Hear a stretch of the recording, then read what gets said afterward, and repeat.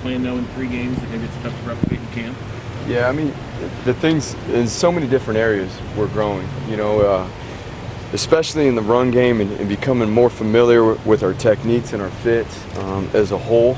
And I think every single day the consistency to continue to grow is a challenge for anybody, right? And so we've been trying to keep our guys consistent with the growth in all phases, the operation, right? That's a big part of it too, the communication and the operation of it, and then how we play with our fundamentals and our finish. Mario mentioned communication as being one of the areas that this group has maybe shown some more progress than maybe you would expect it at this point in the season.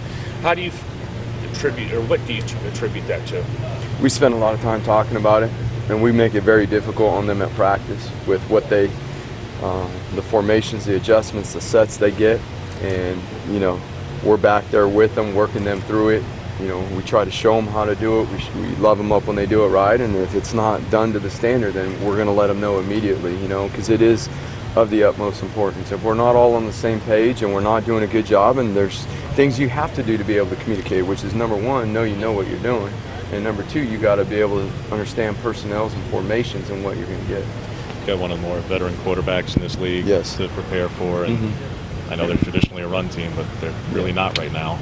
So what have you seen from him, and what is a more passing-oriented attack this year? Well, I think the passing attack with the route concepts and the personnel they have, the length at wide receiver, and obviously tight end, they got a whole slew of tight ends that are very capable and very talented. The wide receiver group on the outside, they got guys that can stretch it. They got length on the outside, and then KJ's got a great arm, and he's been in it for a while, so he knows the system. He knows how to operate it. And so, it's going to be a huge challenge for us. It's kind of the unique challenge of when you're preparing for offensive tackles who might be freshmen, because obviously they're veterans, there's a lot of tape, there's other things, but those are not positions ordinarily. We talked before the season about how when you're on a line, you have to be a really big human. Right. So there's just not a lot of game tape to prepare for freshman tackles. You know what? I mean, there's more and more every week as we've spoken about, like you referred to. It's just there's more and more freshmen playing these days, and so. In the transfers, it's less common, but you even start to see it more and more now. More D linemen are playing, more O linemen are playing, and you know what? Those guys are going to battle. They're going to battle, and they've played some really good players, and we fully expect them to come out with a physical mindset on Saturday. And work very hard to establish that run game, and obviously, they've been passing the ball well, so they're going to want to continue to do that. You mentioned their length at receiver, and they always use that so effectively. Historically, how do you feel like you match up with their big targets? Yeah, I mean, they got the length, 6'4". We don't have a lot of DBs that are 6'4", tight ends, 6'7". And there's not a lot of DBs running around in college football that are that tall, so it's about how we play with our eye control and our technique and how we use our leverage and our help. And that's always what coverage is. And then we got bigger bodies, a lot bigger bodies we got to cover. But our guys have been working really hard to master this, and so that they could go out there and compete on Saturday.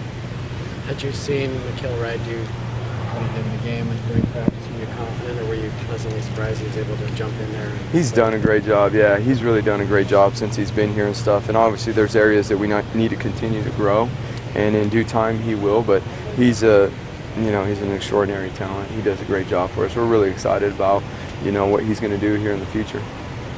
When you joined the staff, I guess, what was your perception of Stanford, and has that changed at all preparing for them this week?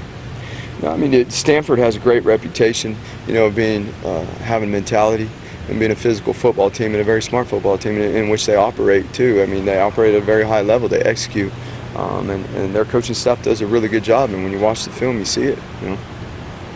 They're more of it. You talk about working with these guys in practice. In fall camp, you can do that, and no game.